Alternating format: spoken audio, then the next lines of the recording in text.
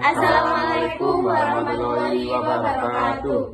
Sugeng enjing rencang-rencang, kula kali rencang-rencang saka kelompok telu arep ngenalke awake dhewe. Anggota kelompok telu yaiku Tepangaken nampi kula Citra Sakai Lola absen 7. Kula Karisa Cetanareswari absen gangsal. Kula Kaila Oktavia Putri absen 18. kula Nazla Zara absen sekawan likur. Kula Davin Azel Audransyah absen sedasa. Tembang Asmaradana yaiku salah siji saka 11 tembang macapat sing isine ngantarake rasa katresnan asmara lan pangalihe ati manungsa. Tembang iki nggambarake fase urip nalika wong ngalami tresna utawa katresnan marang liyane. Kula lan rencang-rencang sedaya bagi nerangaken guru gatra, guru wilangan lan guru lagu tekan tembang macapat Asmaradana. Guru gatra tekan tembang Asmaradana enten 7.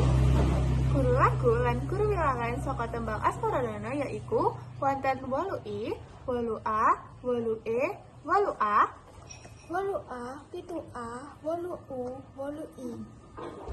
Dan mriki kula lan rencang-rencang sedaya bagi nembangaken tembang macapat Asmaradana.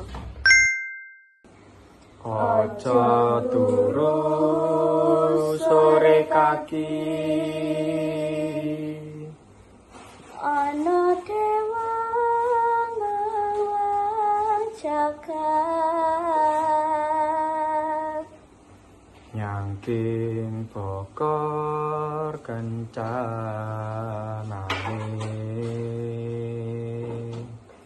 Isine donga tetulah sandang kalawan pamon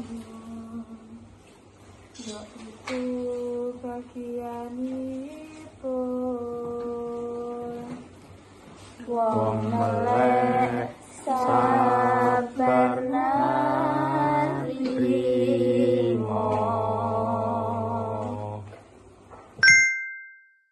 Tegese utawa maknai saka tembang iki yaiku ngandhut piwulang para muda supaya ora turu sore.